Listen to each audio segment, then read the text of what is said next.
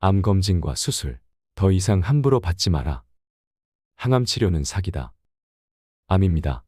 다행히 건강검진으로 조기에 발견해서 수술을 하면 금방 나을 수 있습니다.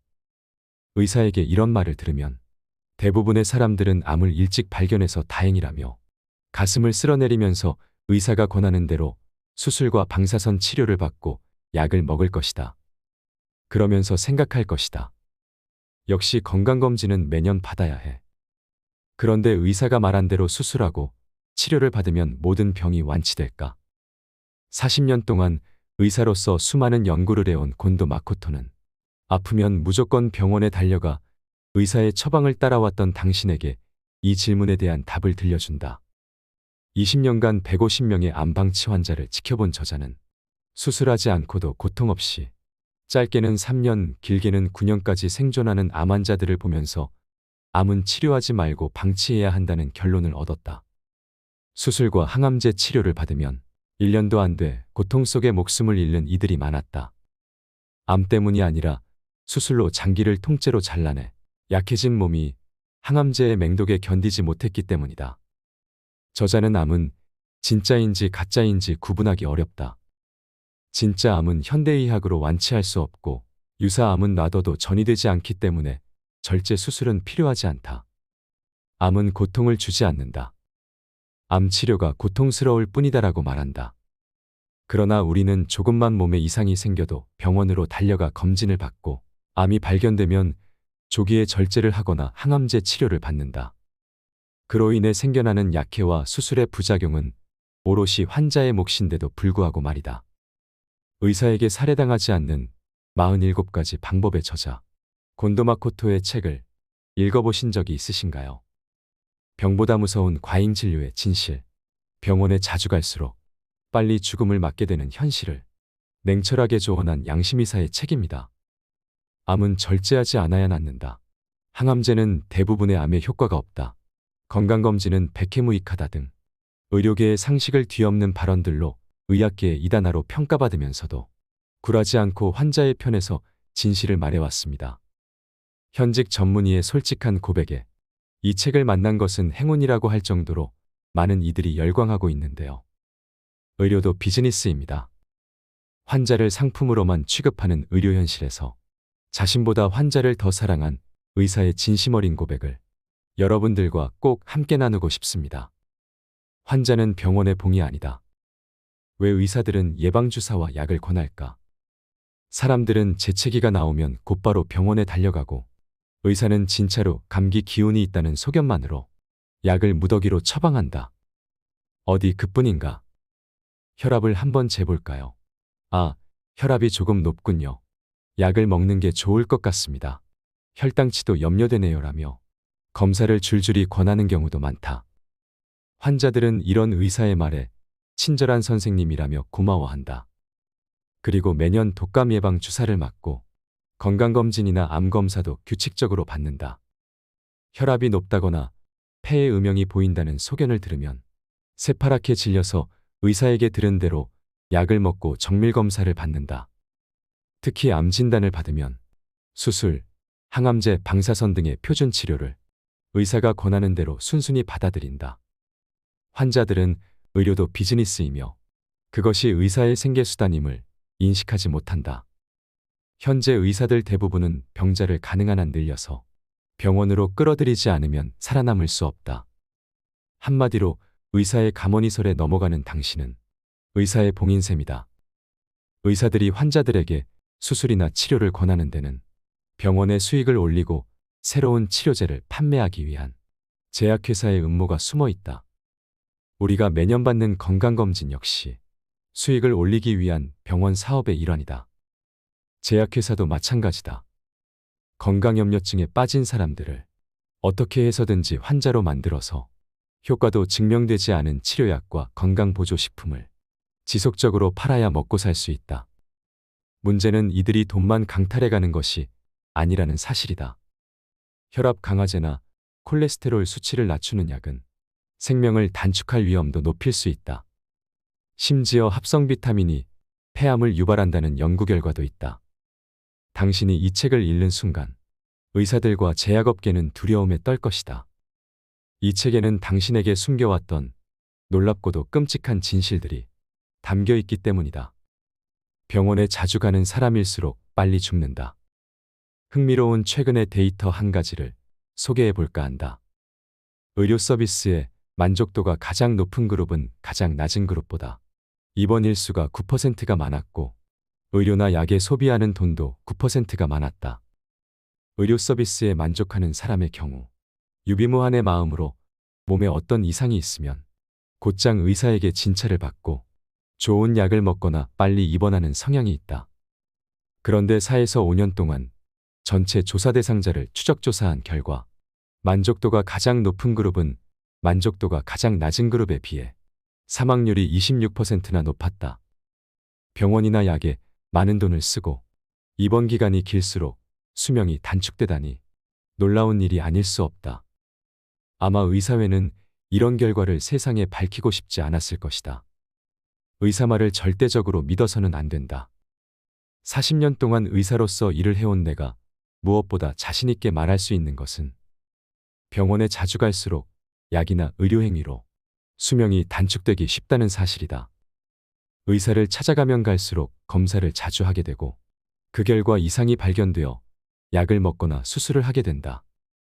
암이 발견되면 수술, 항암제 그리고 방사선이 표준 치료 방식이라는 말로 다짜고짜 소중한 위나 자궁을 잘라내거나 죽을 만큼 고통스러운 항암제 치료를 하게 된다. 그 치료로 인한 스트레스도 엄청나고 그야말로 몸에 나쁜 일만 행할 뿐이다. 대부분의 약은 병을 고치는 힘은 없고 부작용은 크다. 감기약이나 해열제라도 치명적인 쇼크 반응이 일어날 수 있다. 폐암 치료용 항암제 1회사의 경우 승인 후 3년 동안 이 약을 복용한 8만여 명의 환자 중 600명에 달하는 사람들이 사망했다. 암보다 약이 훨씬 무섭다고 해도 과언이 아니다. 또한 개복 수술을 할 때 복막을 건드리면 즉시 상처가 생겨 유착이 일어난다. 그로 인해 장이 막히면 굉장히 고통스럽고 정상세포의 경계가 무너진 곳에 암세포가 끼어들어 증식하기 쉬워진다. 내가 의사가 된 지 얼마 안 되었을 때는 암은 수술이나 항암제로 치료된다고 굳게 믿고 있었다.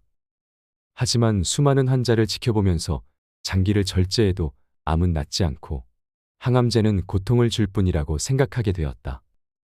믿는 자는 구원을 받는다라는 말이 있지만 의료행위에 대해서만큼은 믿지 말고 합리적으로 생각하는 것이 매우 중요하다.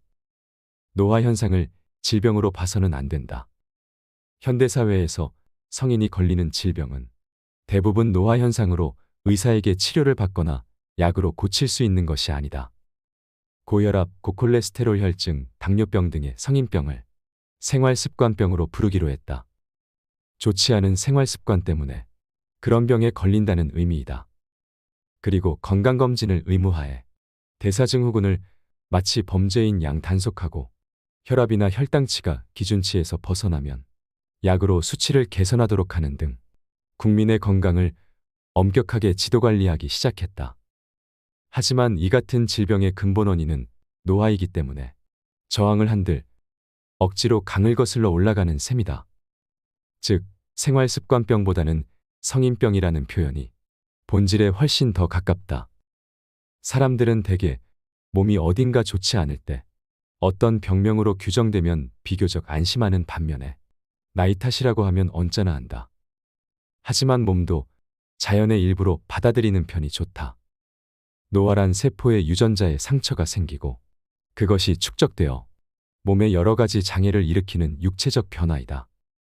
앞에서 말한 성인병 외에 발목의 통증, 암과 부정맥, 골다공증과 갱년기 장애, 주름과 탈모, 치매 등이 전부 노화 현상으로 이 같은 진행이 빠른 사람은 20대부터 조금씩 몸의 이상을 느끼기 시작한다. 정도의 통증이나 불편함은 자연의 섭리이니 어쩔 수 없다라고 생각하고 그런 증상과 잘 사귀어 나가는 것이 합리적인 태도이다. 이런 증상을 함부로 약을 사용하여 억눌러서는 안 된다. 혈압 130은 위험 수치가 아니다. 혈압의 기준치는 각 질환별로 전문학회가 정하고 있는데 서로 담합해서 근거 없이 수치를 정하는 경향이 강하다. 특히 고혈압의 기준치 조작은 눈뜨고 지켜볼 수 없을 정도로 심각하다. 사실 고혈압은 90% 이상이 원인 불명이다. 혈압을 낮추었더니 사망률이 하락했거나 심장병이나 뇌졸중 같은 질환이 감소되었음을 검증해주는 실제 데이터는 아직까지 없다.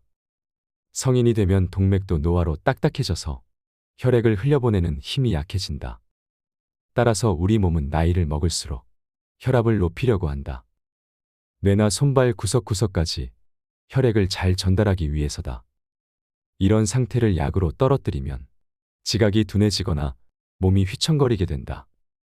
핀란드의 한 연구팀이 75세부터 85세까지의 혈압 강화제를 먹지 않는 남녀 521명을 추적 조사했는데 그 결과 80세 이상 그룹에서는 최고 혈압이 180 이상인 사람들의 생존율이 가장 높고 최고 혈압이 140 이하인 사람들의 생존율은 뚝 떨어졌다. 그런데도 우리는 최고 혈압이 130만 넘어가면 위험하다며 약을 권하고 있다. 기준치를 낮춘 결과 제약업계는 호황을 누리고 있다. 기준치를 슬쩍 손본 것만으로 매출이 6배로 증가한 것이다. 그야말로 혈압 상술의 대성공이라고 말할 수 있다. 또한 이 같은 기준치를 정하는 기준작성위원회 다수가 제약회사에서 거액의 기부금을 받고 있는 것도 문제이다. 콜레스테롤은 지금도 여전히 나쁜 성분으로 취급되지만 사실은 장수의 원료이기도 하다. 추적 조사한 결과 남성과 여성 모두 콜레스테롤 수치가 가장 낮은 그룹에 총사망률이 가장 높았다.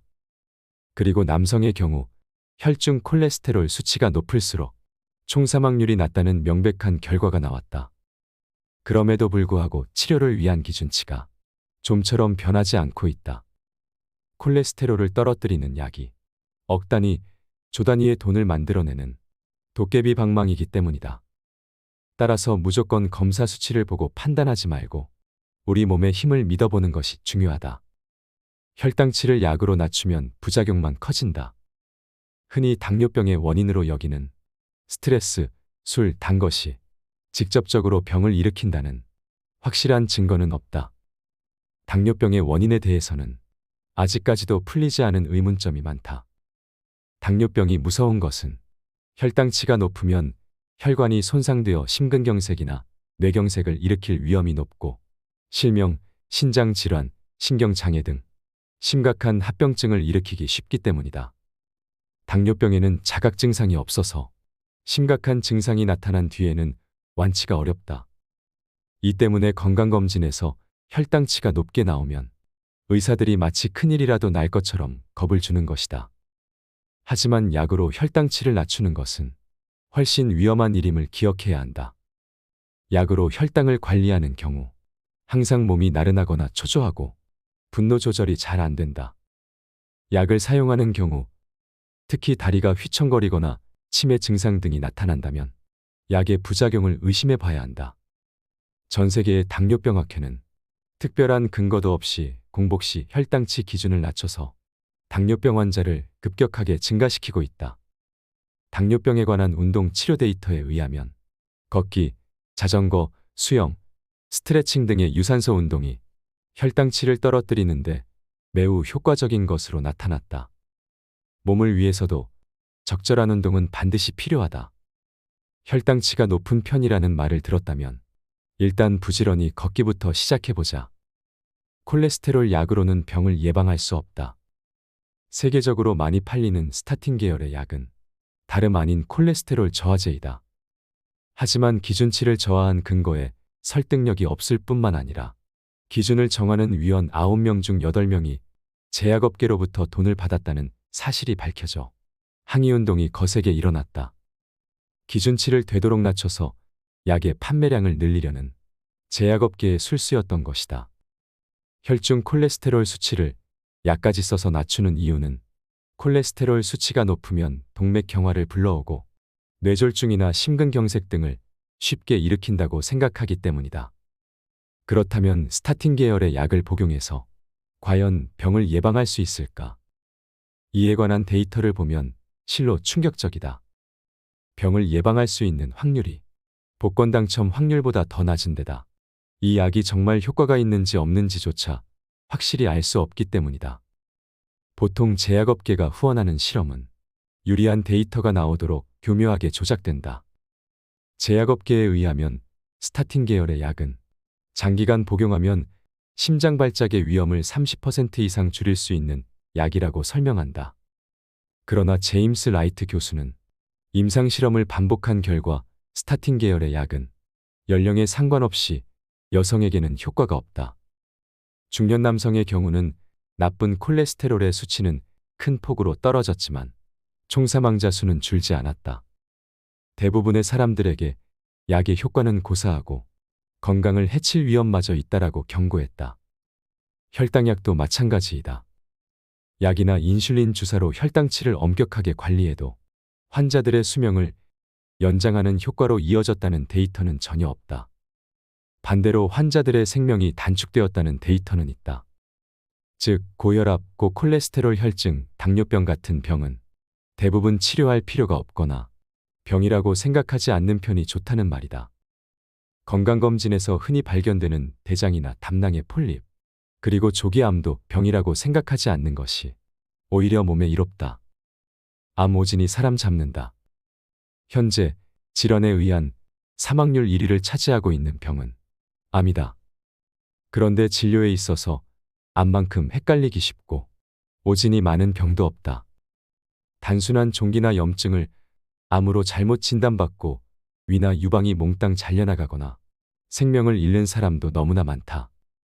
여러분은 이 방법으로 암이 나았다라거나 말기암에서 회복되었다라는 이야기를 숱하게 들어보았을 것이다.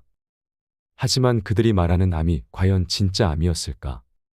나는 그것이 무척 의심스럽다. 암 초기 진단의 오진 확률은 높을 때는 12%나 된다. 또한 같은 병변이 다른 나라에서는 양성 종양, 일본에서는 암으로 판정되거나 일본 내에서도 전혀 다른 진단이 내려지는 경우가 있다. 암에는 전이가 되지 않는 유사암도 많다.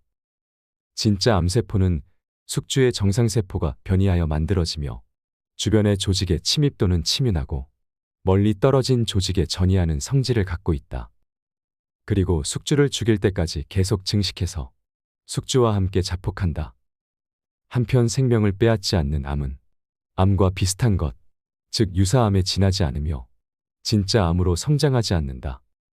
증상도 없는데 검진에서 암이 발견되면 의사는 조기에 절제하면 거의 100% 완치된다라고 말한다. 하지만 그것은 진짜 암이 아니라 유사암으로 잘라내지 않아도 전혀 문제가 되지 않는다. 암의 조기 발견은 행운이 아니다. 의학계는 이미 오래전부터 암은 치료되는 병이다. 1년에 한 차례 검진을 받으면 암이 되기 전에 저지할 수 있다고 선전하며 암검진 시장을 빠르게 확대시키고 있다. 하지만 중요한 것은 암으로 사망하는 사람이 줄고 있는가 하는 점이다. 진짜 암은 사람의 생명을 앗아간다. 의학계의 말처럼 암이 치료할 수 있는 병이 되었다면 한때 사망 원인 1위였던 뇌졸중이 지금 4위가 된 것처럼 암 사망률도 매년 눈에 띄게 줄어야 한다. 그러나 실제로는 암 사망률은 전혀 줄지 않고 있다. 1960년대부터 50년이 지난 현재까지 암은 사망 원인 1위 자리를 계속 지키고 있다. 그 이유는 무엇일까? 그것은 암검진이 실제로 아무런 도움이 되지 않기 때문이다. 정밀하게 검사를 할수록 최신 첨단기기를 사용할수록 암은 더 잘 발견되기 마련이다. 그러나 대부분은 암이 아니라 암과 비슷한 것으로 그것의 치료를 위해 수술을 시행하는 것은 오히려 몸을 고통스럽게 할 뿐이다. 예를 들어 50세를 넘긴 남성 사망자 2명 중 1명은 해부를 해보면 전립선암이 발견된다. 그것은 그냥 놔둬도 커지지 않는 잠재암이라는 말이다. 그런데 최근에는 검진에서 전립선암을 굳이 찾아내서 자각 증상도 없는 사람에게 수술로 절제할지 방사선 치료를 할지 결정하라고 압박한다. 수술의 후유증은 물론 방사선 치료로도 합병증이 일어나 심할 때는 인공항문을 달아야 하는 경우도 있다. 성인 3명 중 1명은 갑상선암으로 진단받게 될지도 모른다. 하지만 일본의 경우 갑상선암으로 죽는 사람은 암에 의한 총 사망자 수의 0.1%, 즉 연간 약 300명에 불과하다. 서양의 경우 폐암, 대장암, 유방암의 제비뽑기 실험이 여러 차례 행해진 바 있는데 검진을 해도 검진을 하지 않아도 사망률은 같다라는 결과가 나왔다. 일본에서는 1989년에 야스오카 마을이 암 검진을 그만두었는데 이후 그 지역에서 암으로 인한 사망자 수가 눈에 띄게 줄어들었다. 이러한 결과로 추측할 수 있는 것은 검진을 받으면 불필요한 치료를 받고 수술 후유증이나 항암제 부작용, 정신적인 스트레스 등으로 빨리 죽는 사람이 많아진다는 점이다. 암 수술을 하면 사망률이 높아진다. 나을 가망이 없는데도 하는 수술, 다른 치료법이 명백히 효과적인데도 하는 수술, 수술 자체로 인해 환자의 수명이 단축되고 마는 사례가 빈번하게 발생하고 있다. 암 수술의 문제점 중 하나는 암은 절제하더라도, 즉 수술은 성공해도 수술 후의 장애로 사망할 위험이 매우 높다는 것이다. 환자가 암 수술 직후에 사망하는 일이 많은데도 재판에서 시시비비가 가려지는 경우가 극히 드문 것도 이상한 일이다. 수술 전에 암에 대한 공포심이 한껏 조장되기 때문에 유족이 암이었으니 어쩔 수 없다라고 포기하는 것일지도 모른다. 다른 병이나 부상도 마찬가지이지만 암으로 의사가 수술을 권할 때는 그 수술이 정말로 필요한지 철저하게 알아보고 결정해야 한다. 한 번의 CT 촬영으로도 발암 위험이 있다. 엑스레이 검사나 CT 검사 등에 의한 의료 피폭에는 무관심한 실정이다. 무엇보다 건강한 사람이 방사선에 대해 가장 조심해야 할 것은 방사선 검사이다. 방사선은 세포 속의 DNA를 무조건 손상시킨다. 촬영 시 노출된 방사선 양에 따라 차이는 나지만 반드시 발암에 영향을 미친다. 하지만 국가나 의료기관은 의료 피폭의 위험은 거의 없다는 식의 거짓말만 반복하고 있을 뿐이다. CT 검사의 피폭설량은 일반 X선 촬영의 200에서 300배나 된다. 단 한 차례의 CT 촬영으로 발암 사망 가능성이 있다는 말이다. 흉부에 국한된 CT 검사에서도 의료 피폭설량은 믿기지 않을 정도로 많은 것으로 나타났다. CT 검사로 인해 몸을 해치는 일이 없도록 부디 주의하기를 바란다. 의사를 믿을수록 심장병에 걸릴 확률이 높다. 요즘 질병의 조기 발견이나 예방, 조기 치료 등 예방의학이 대유행이다. 의학계 입장에서 어디가 아프거나 문제가 있어서 병원을 찾는 사람만 진찰하다가는 환자 수는 점점 줄어들기 때문에 건강하게 살고 있는 사람들로부터 병을 찾아내고 치료함으로써 업계의 번영을 꾀하고 있는 실정이다. 질병에 미리 대처해서 막는 의학이 아니라 환자를 끌어들이는 의학인 것이다. 연구에 따르면 의사들이 개입하여 심장질환 관리를 했던 그룹이 의사가 전혀 개입하지 않았던 그룹보다 심장질환으로 사망한 사람이 2배 이상이었다. 이러한 결과의 원인을 살펴보면 증상이 없는데도 고혈압이나 고콜레스테롤 등을 약으로 낮추면 수치는 개선되어도 심장에는 좋지 않다. 검사에서 병이나 이상이 발견되어 의사로부터 지도나 약 처방을 지속적으로 받으면 그것이 정신적 스트레스가 되어 심근경색이나 우울증으로 이어진다이다. 3종류 이상의 약을 한꺼번에 먹지 마라. 가능한 한 모든 약의 사용을 중단하라. 나는 모든 환자들에게 한 번에 3종류 이상의 약을 처방하는 의사는 믿지 말고 5종류 이상의 약을 한꺼번에 먹는 행위는 상당히 위험하다라고 누누이 강조하곤 한다. 약을 몇 종류나 복용하면서도 늘 몸이 좋지 않다는 환자나 고령자 중에서 치매나 현기증이 나타나는 경우는 약을 전부 중단하라고 조언한다. 약의 복용을 그만둬도 약효는 얼마간 지속되면서 자연스럽게 떨어지므로 금단 증상이 일어나는 일 없이 몸 상태가 거의 호전된다. 약은 독이다. 모든 약에는 부작용의 위험이 있다. 실명, 목숨을 앗아가는 폐렴 등 심각한 약해가 일어나고 있는데도 이런 일이 어둠 속에 묻혀버리는 것은 의사나 제약회사가 병사라고 거짓 보고를 하거나 환자 측도 약의 부작용이라고는 생각지 못하기 때문이다. 나는 흔히 약의 부작용이라고 부르는 것은 약해가 일어났을 때를 위한 구실일 뿐이라고 생각한다. 즉, 약의 작용은 전부 주작용이며 병을 치료하기는커녕 오히려 병을 가져오거나 악화시키고 최악의 경우 죽음에 이르게 하는 위험한 것이라고 생각한다. 감기에 걸렸을 때 항생제 먹지 마라. 감기에 걸리면 우리 몸은 기침이나 콧물로 바이러스를 몸 밖으로 몰아내고 체온을 높여 외부의 적과 맞서 싸우는 백혈구를 활발하게 활동하도록 한다. 이러한 기침과 열을 약으로 억누르는 것은 감기와의 싸움에 찬물을 끼얹는 격이다. 따라서 바이러스가 몸에 눌러앉아 감기가 좀처럼 낫지 않는다. 독감을 백신으로 막았다거나 타미플루, 리렌자 같은 약으로 치료했다는 실질적인 증거는 없다. 반면에 그 약해로 인한 뇌장애나 사망 사건은 헤아릴 수 없을 정도로 많이 일어나고 있다. 감기에 걸렸을 때 가장 빨리 낫는 방법은 몸을 따뜻하게 하고 느긋하게 쉬는 것이다. 독감인 경우에도 유럽에서는 약을 처방하지 않고 일주일 동안 집에서 안정하라고 하는 의사도 적지 않다. 감기에 걸려 열이 40도까지 올라가더라도 열 때문에 뇌에 문제가 생길 염려는 없다. 오히려 해열제의 부작용에 의한 뇌장애나 사망 위험을 생각한다면 가능한 한 해열제를 피하는 것이 현명하다. 항생물질은 바이러스에는 효과가 없는 데다 그로 인해 내성균이 발생하는 등 골치 아픈 문제를 일으킨다. 따라서 가벼운 감기인데도 항생물질을 처방하는 의사는 가까이 하지 않는 편이 좋다. 항암 치료가 시한부 인생을 만든다. 최근에는 암으로 인한 시한부 6개월이나 3개월 선고가 유행하고 있는 듯하다. 하지만 다행스럽게도 의사가 말하는 환자의 여명 진단은 믿을 것이 못 된다. 어떤 환자는 폐암 사기로 온몸에 암이 전이된 상태였는데 각종 임상 데이터로 판단할 때 반년 이내에 50%가 사망하고 3년 생존율은 10%였다. 하지만 나는 늘 말해왔듯이 환자에게 전이가 되었어도 암에 의한 자각 증상이 없으면 당장 죽지는 않습니다. 바로 죽는 경우는 항암제 치료나 수술을 받았을 때뿐입니다. 라고 설명했다.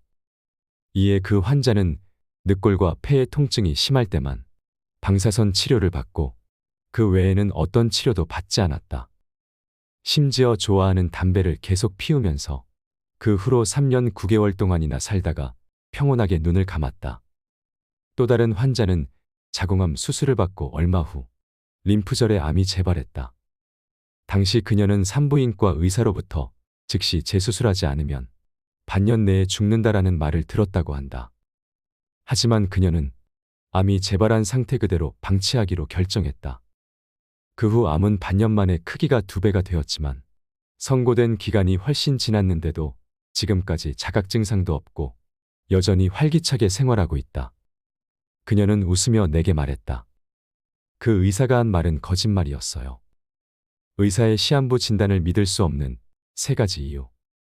첫 번째 이유는 암의 성장 속도가 사람에 따라 다르기 때문이다. 두 번째는 암 병소가 사람의 생명을 앗아갈 정도로 성장하려면 의외로 시간이 많이 걸리기 때문이다. 세 번째는 암이 커지면서 성장 속도가 둔화되는 경우가 많기 때문이다. 여명 진단을 어느 정도 내릴 수 있는 것은 중요 장기들이 손상되어 기능이 떨어졌을 때다. 그러나 중요 장기에 전이가 되더라도 자각 증상이나 기능 부전이 없으면 그보다 훨씬 오래 살 수 있다. 이때도 항암제 치료를 하게 되면 바로 사망하는 경우가 있다. 항암제 치료를 받지 않으면 3개월밖에 못 살고 항암제 치료를 받으면 1년은 살 수 있다는 식으로 치료를 권하는 의사라면 당장 뒤도 돌아보지 말고 도망쳐 나오길 바란다.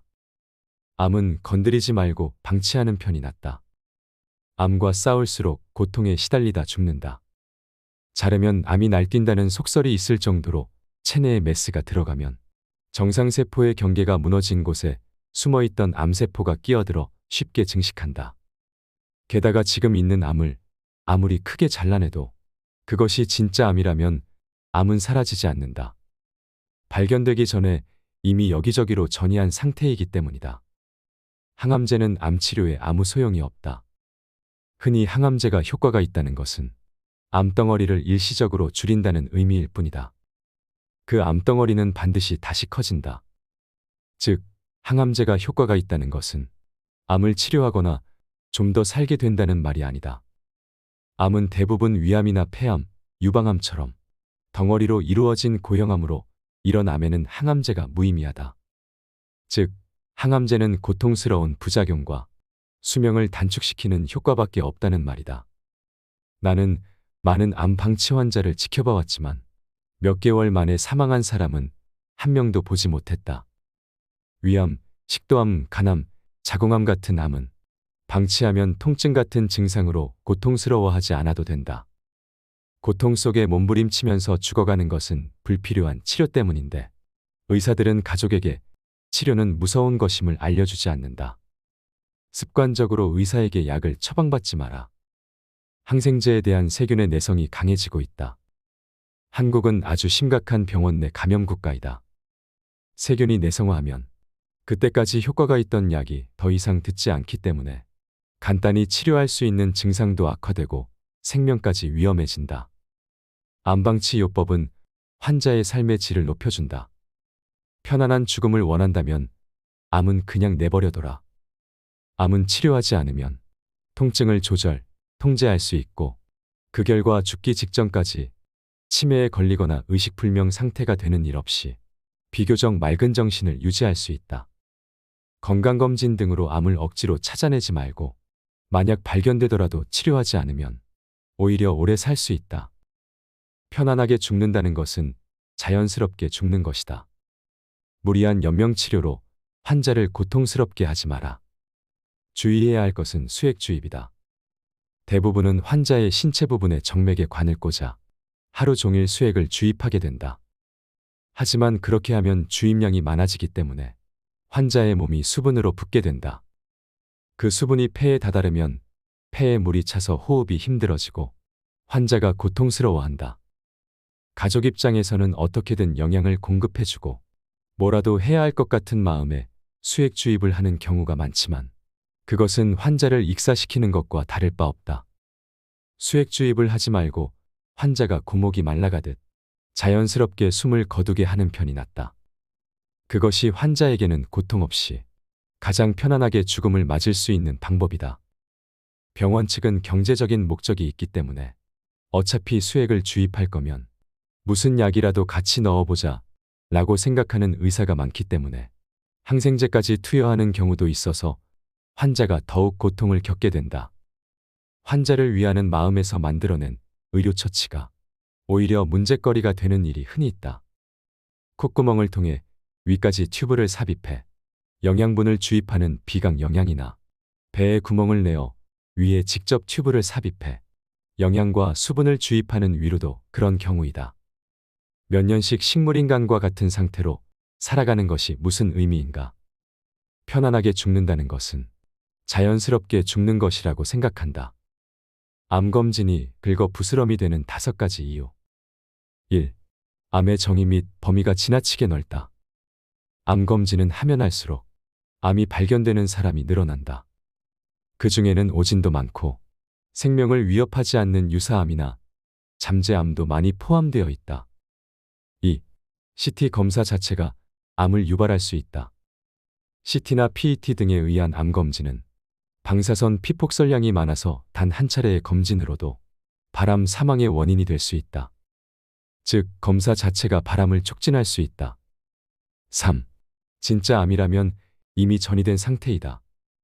검진을 정기적으로 받고 있는 사람들은 검진을 받지 않는 사람들보다 생명을 앗아가는 진짜 암을 빨리 발견할 수 있다.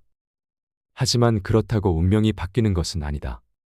진짜 암이라면 검진에서 발견될 정도의 크기가 되기 훨씬 전에 이미 전이가 시작된 상태이기 때문이다. 반면에 검진을 받지 않는 사람들은 암검진에서 발견될 암을 그냥 방치해두게 된다.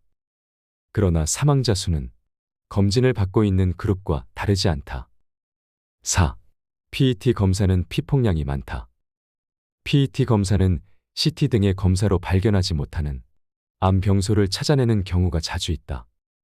하지만 그 병소는 이미 전이가 일어나고 있는 진짜 암이거나 유사암이므로 일찌감치 발견해도 수명은 늘어나지 않는다.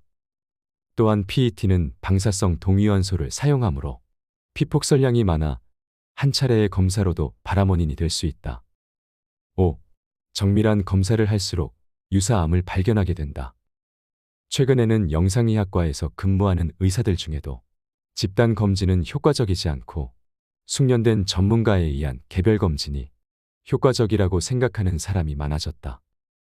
유방암, 자궁경부암은 절제 수술하지 마라. 유방 촬영술로 발견된 암은 대부분 유사암이다. 요즘에는 여성들에게 전혀 도움이 되지 않는 검진이나 예방접종을 권장하는 광고가 넘쳐나고 있다. 그 중에서도 눈에 띄는 것이 바로 1990년대부터 전 세계로 확산되고 있는 핑크리본 운동이다. 이 운동은 미국의 한 여성 잡지사와 화장품 회사가 유방암에 대한 경각심을 높여 여성들의 유방암으로 인한 고통과 희생을 줄여보자는 목적으로 시작한 계몽운동이다. 그러나 이 거창한 계몽운동을 비웃기라도 하듯 최근 10년 동안 유방암 발병률은 급증하고 있다. 또한 5만 명을 대상으로 실시한 캐나다의 한 연구조사에서는 오히려 총사망률은 검진 그룹이 좀 더 많다라는 결과가 나왔다. 나는 여성의 유관 내에 머물러 있는 암이 축소되거나 소실된 경우를 많이 봐왔다. 나의 진료 경험으로 도달한 결론은 흔히 유관 상피내암으로 진단받는 병변은 암이 아니라 여성 호르몬에 대한 반응이 어떤 사람에게 강하게 나타난 유방병증이라는 것이다. 유방 촬영술을 통해서만 발견할 수 있는 암은 99% 이상이 유사암이다. 그러나 이런 경우라도 대부분의 병원에서는 수술로 유방을 절제할 확률이 높다. 수술을 받더라도 수명이 늘어나거나 치료를 받지 않는다고 해도 수명이 줄어드는 것은 아니므로 나는 환자들에게 언제나 유방암 검진의 결과는 전부 잊어버리세요라고 말한다. 자궁경부암 예방접종은 무의미하다. 이 역시 암 예방에는 도움이 되지 않는다. 자궁경부암의 원인은 성행위로 감염되는 사람 유두종 바이러스이다. 이 바이러스는 자궁경부의 상피와 점막에서 사마귀를 발생시키거나 증식을 일으키는데 병변이 암과 비슷해서 암으로 혼동하기 쉽다. 자궁암 검진에서 발견되는 영기의 암은 99% 이상이 유사암이다. 백신 접종이 진짜 자궁경부암을 예방했다는 증거는 아직까지 단 하나도 보지 못했다. 게다가 자궁경부암 백신 접종은 부작용의 위험도 있다. 이 백신 접종으로 인해 발열, 두통, 심지어 실명, 의식 상실 등의 부작용을 호소하는 경우도 있다. 위 절제 수술보다 후유증이 더 무섭다. 위를 전부 적출하거나 위에 출구인 유문까지 크게 절제하는 수술을 하면 환자는 먹은 것을 소화하고 먹은 것을 모아두었다가 조금씩 십이지장으로 내보내는 위의 두 가지 큰 기능을 잃게 된다. 이 때문에 환자는 몸이 바싹 마르고 기력도 잃는다. 생활의 질이 급격히 떨어질 뿐만 아니라 수명까지도 단축된다. 이전에 외래 환자로 나를 찾아온 A씨는 자신의 담당 의사에게 조기 위암이 발견되었는데 위의 3분의 1을 수술로 잘라내지 않으면 2년에서 5년 정도 고통을 겪다가 죽게 된다라는 말을 들었다고 한다. 다른 의견을 기대하며 찾아간 또 다른 병원에서도 똑같은 말을 들었다. 그는 나와 상담을 한 뒤 위를 잘라내지 않겠다는 결심을 했는데 그로부터 1년 후에 받은 검사에서 암이 흔적도 없이 사라졌다. 검사를 한 때로부터 5년도 더 지난 지금 그는 여전히 건강한 상태를 유지하고 있다. 1cm 미만의 동맥류는 파열 가능성이 낮다. MRI나 뇌파검사 같은 뇌종합검진은 득보다 실이 많다. 세계 최초의 뇌영상 검사는 1988년 신경외과 의사가 개설했다. 그는 미파열 동맥류를 발견해 처치하면 뇌졸중을 줄일 수 있다라고 믿었다. 하지만 그것을 데이터로 입증하지는 못했다. 이와 관련해 신문에 한 가지 일화가 소개된 적이 있다. 65세의 여성이 뇌영상 검사를 받고 의사로부터 다음과 같은 이야기를 들었다고 한다. 뇌혈관에 볼록하게 부풀어 오른 뇌동맥류가 있습니다.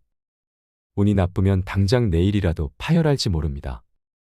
수술로 이것을 예방할 수 있습니다. 파열의 위험보다 수술의 위험이 훨씬 낮아요. 수술 받으시겠습니까? 수술을 선택한 그 여성은 수술 후 오른쪽 반신이 마비되고 언어에 장애가 왔으며 2년이 지나도록 혼자 힘으로는 일어나지도 못하고 있는 상황이라고 했다. 수술을 집도한 의사는 수술 후 수술은 하지 않았어야 했다. 파열 가능성은 1에서 2%밖에 되지 않았다라고 말했다고 한다. 미파열 동맥류 수술 자체가 치명적인 위험을 야기한다. 채소 주스, 면역요법 등 수상한 암 치료법에 주의하라. 의사들이 일반인을 대상으로 이 방법으로 암을 치료할 수 있다라고 주장하는 내용의 저서가 무수히 쏟아져 나오고 있다.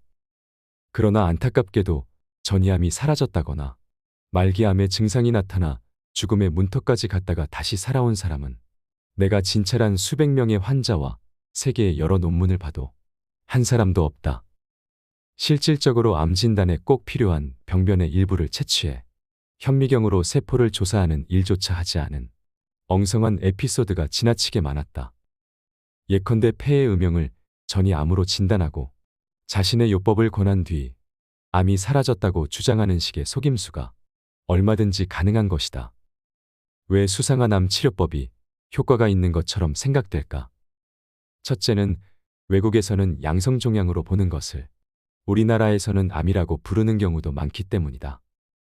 두 번째는 방사선이나 항암제를 같이 사용하는 경우가 많아서 어떤 것이 효력을 나타냈는지 알 수 없기 때문이다.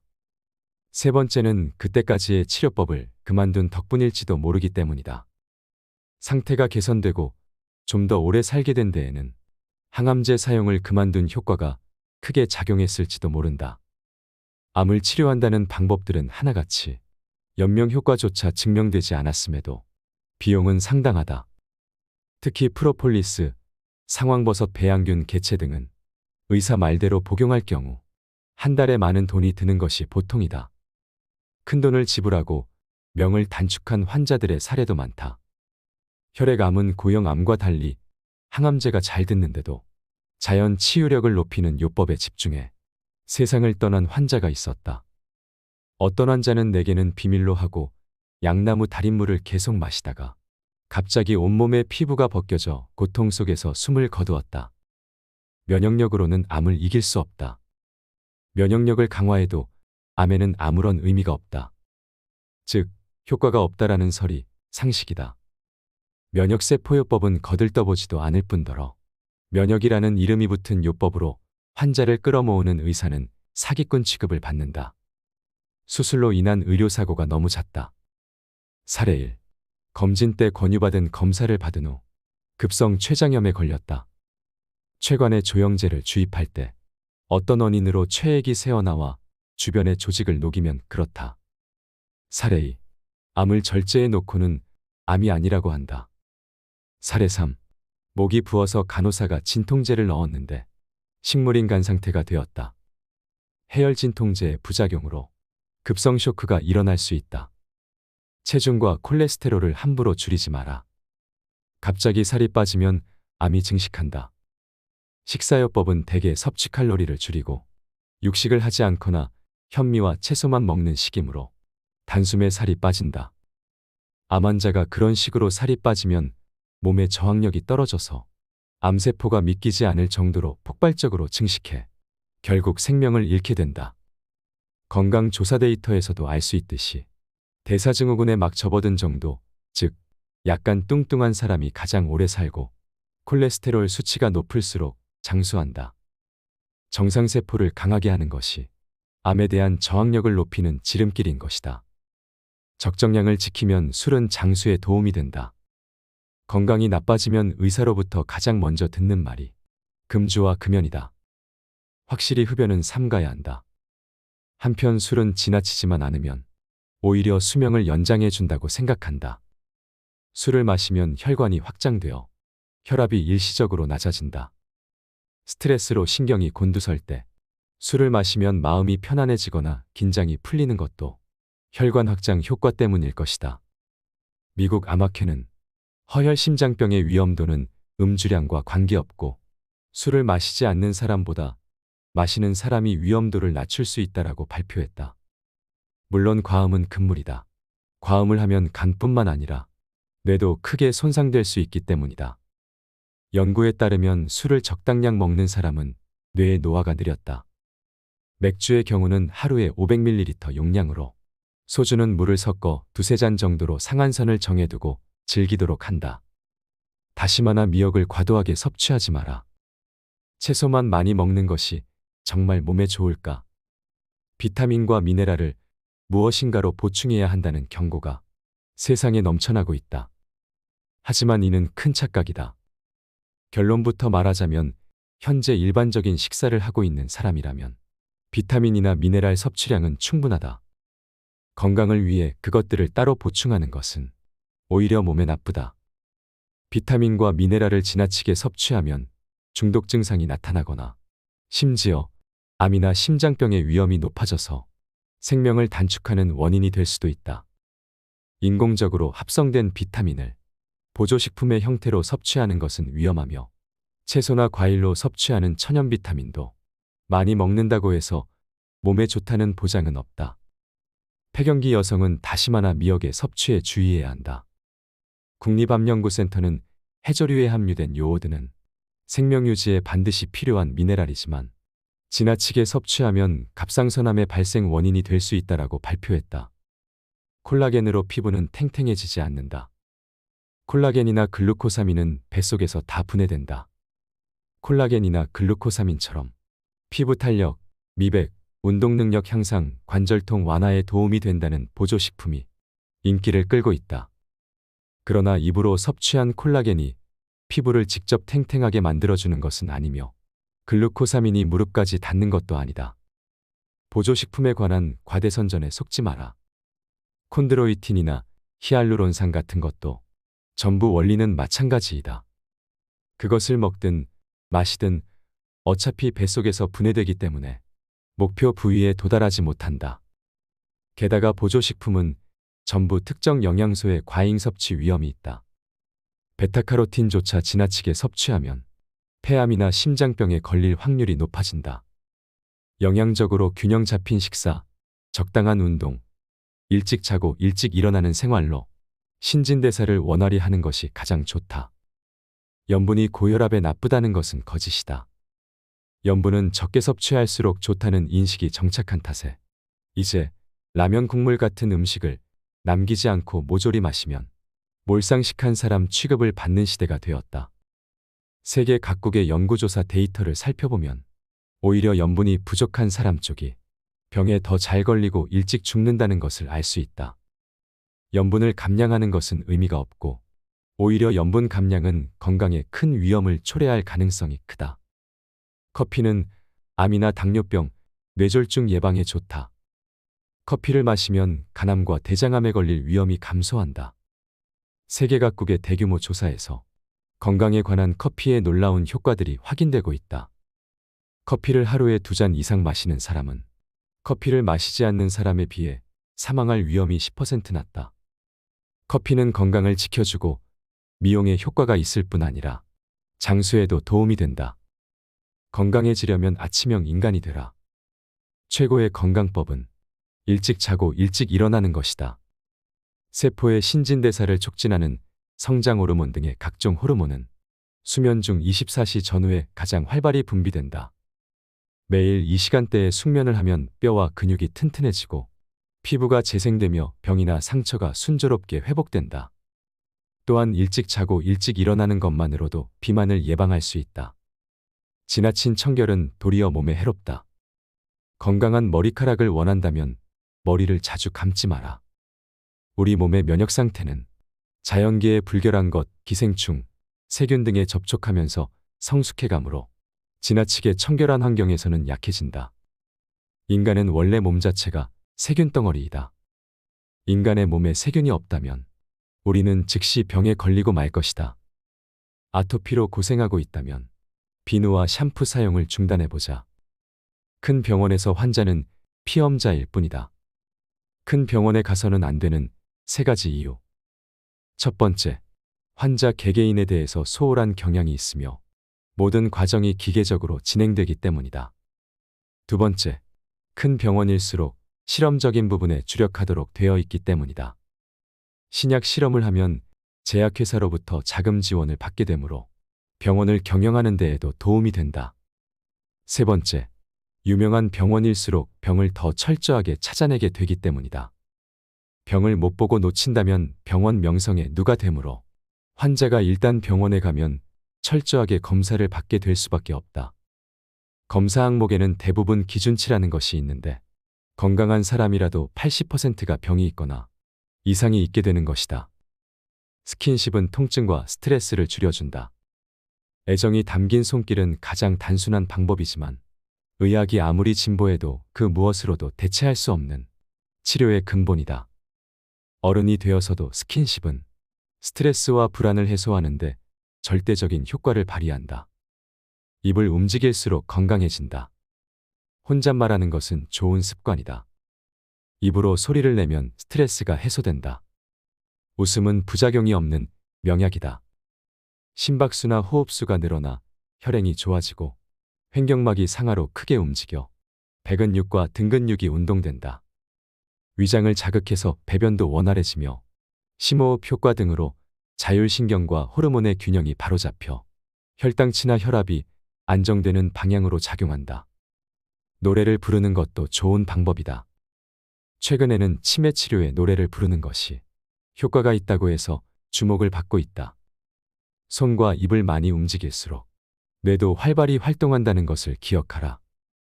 걷지 않으면 모든 것을 잃는다. 내 몸을 부지런히 사용하자. 근육은 자주 사용하면 나이가 들어도 계속 굵어지고 강해진다. 뇌신경세포도 계속 생각하고 무언가를 느끼면서 살면 100세가 되어서도 활발하게 활동한다. 반대로 사용하지 않는 근육은 즉시 약해지고 근육량도 줄어든다. 고령자의 경우 한 달 정도만 누워 지내도 대부분은 제 힘으로 걸을 수조차 없게 된다. 통증이 있다고 그 부분을 보호할 것이 아니라 충분히 움직여주는 편이 빨리 회복된다. 50견도 마찬가지이다. 이때 아프다고 움직이지 않고 그냥 내버려두면 그대로 굳을 염려가 있다. 용기를 내어 통증이 심하게 느껴지는 방향으로 계속 움직여보자. 독감 예방접종은 하지 않아도 된다. 독감 백신은 독감 예방에 효과가 없다. 백신을 맞은 그룹과 맞지 않은 그룹을 비교했더니 독감 예방 효과가 전혀 없었다라는 데이터가 나왔다. 게다가 60세 이상에서는 백신을 맞은 그룹 중에서 갑자기 사망하는 사람이 눈에 띄게 많았다. 표면적으로는 심근경색이라고 하지만 이는 어떻게 봐도 백신의 부작용으로밖에는 생각되지 않는다. 독감 바이러스는 쉽게 변이를 일으키므로 효과가 있는 백신을 만드는 것은 이론상 거의 불가능하다. 해외 학자들은 타미플루의 효과는 의심스럽다. 항바이러스 작용은 거의 인정되지 않는다고 발표해왔다. 효과가 있다라는 보고는 제약회사가 주도한 것이 많아 신빙성이 있다고 보기 어려운 실정이다. 독감을 예방하는 유일하고 가장 확실한 방법은 독감이 유행할 때 사람들이 붐비는 곳에 가지 않는 것이다. 내버려두면 낫는다고 생각하라. 의사가 된 후로 의료에 대한 내 생각이 상당히 많이 바뀌었다. 의료행위로 사람을 구하는 경우가 너무 적기 때문이다. 독감은 치료할 수가 없고 암, 신장병, 간염의 경우 낫지 않는 것은 어떻게 해도 낫지 않는다. 약을 사용하면 부작용이 심하고 오히려 목숨이 단축되는 경우도 많다. 당뇨병, 류머티스는 수치를 낮추거나 통증을 완화하는 정도밖에 치료할 수 없다. 이런 맥락에서 의료행위와 관련하여 흥미로운 실화가 있다. 콜롬비아에 있는 의사들이 파업을 해서 사망률이 35%나 감소했다는 것이다. 같은 해 로스앤젤레스에서도 의사들의 파업이 있었는데 전체 사망률이 18% 감소했다. 파업이 끝나자 사망률은 파업 전의 수준으로 되돌아갔다. 병원에서의 입원 기간이 긴 것도 문제이다. 새끼손가락 뼈가 부러진 것뿐인데 필요도 없는 항생물질 수액을 맞느라 며칠이나 병원에 입원해 있다. 특히 고령의 환자는 입원을 하면 대부분 침대에 누워만 있기 때문에 근력이 떨어져서 머리가 금방 둔해진다. 이것은 치매로 이어지는 큰 원인이 된다. 따라서 심하지 않은 통증이나 질환은 내버려두면 낫는다는 생각으로 방치하고 일상생활에 지장을 줄 정도의 증상이 있는 경우에만 병원에 가는 것이 좋다. 수술이나 입원을 권유받을 경우에는 정말로 그것이 필요한지 모든 정보를 찾아본 후에 결정하도록 한다. 건강하게 오래 살 수 있는 4가지 습관. 첫째, 응급 상황일 때 외에는 병원에 가지 않는다. 이것만으로도 검사로 인한 방사선피폭이나 의미 없는 수술, 약해로 고통받거나 사망할 위험이 크게 감소한다. 둘째, 사전 의료 의향서를 작성한다. 의식을 잃었을 때 연명치료에 대한 자신의 의사를 명확하게 기록으로 남기고 가족에게 전달한다. 셋째, 넘어지지 않도록 주의한다. 나이가 들면 몸의 균형을 잡기가 어려워서 쉽게 골절을 일으킨다. 그러면 그대로 몸져눕게 되면서 의식까지 단숨에 흐려지는 경우가 많다. 계단 오르내리기는 균형 감각을 돕는 좋은 훈련이므로 평소 계단을 이용하도록 하자. 다치지 않게 반드시 난간을 잡고 오르내리도록 한다. 넷째, 치매를 방지하기 위해 노력한다. 치매 환자를 보살피는 것은 너무나 힘든 일이므로 가족을 불행하게 하지 않기 위해서라도 손발을 부지런히 움직여 치매를 예방하도록 하자. 희로애락이 강한 사람일수록 치매에 안 걸린다. 치매는 흔히 고독병이라고 불린다. 하루 종일 혼자서 텔레비전만 보는 일상이 계속되면 순식간에 치매가 온다. 텔레비전을 보고 있을 때의 뇌는 완전히 수동적이 되어 멍하니 앉아있는 것과 똑같은 상태이므로 점점 퇴화된다. 또한 손발을 거의 움직이지 않으므로 몸도 쇠약해진다.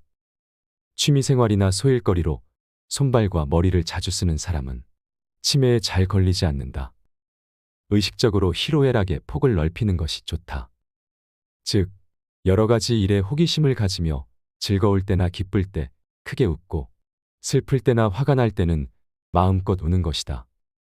100세까지 일할 수 있는 인생을 설계하라. 100세까지 일하는 시대가 온다. 최근 들어 어떻게 죽을 것인가에 대해 사람들의 관심이 많이 쏠리고 있다.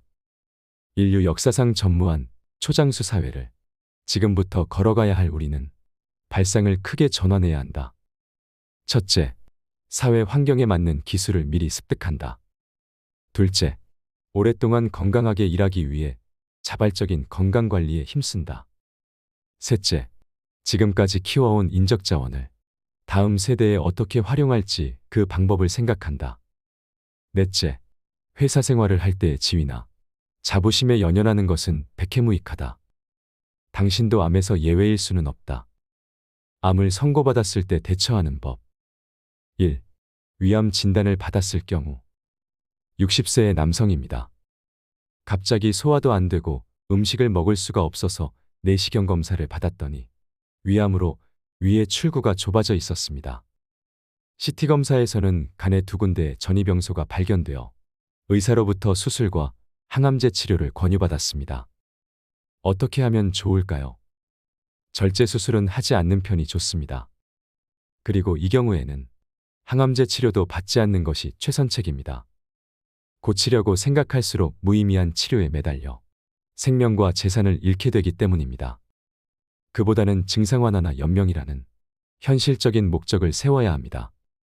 2. 담낭암 진단을 받았을 경우 진행 담낭암이라는 진단을 받았습니다. 병원에서는 항암제 치료를 권하고 있습니다. 소화기암에는 항암제가 듣지 않는다고 하는데 어떻게 해야 좋을까요? 일반인들은 항암제로 암덩어리가 사라지거나 크기가 작아지면 치료되었거나 좀 더 살 수 있다고 생각합니다. 하지만 사실은 그렇지 않습니다. 담낭암이 항암제로 사라지는 경우는 전체 환자의 1% 전후로 아주 드뭅니다. 그리고 이 1%의 경우도 치료된 것이 아닙니다. 완전 소실이라고 해도 암덩어리가 검사에서 발견되지 않을 정도의 크기로 줄어든 것일 뿐 암은 반드시 다시 커집니다. 그리고 항암제에는 독성이 있어서 반복해서 투여하면 금방 치사량에 달하게 됩니다. 항암제 치료 전문가들은 암이 축소되거나 소실되면 효과가 있다고 떠들어대면서 세상을 착각에 빠뜨립니다.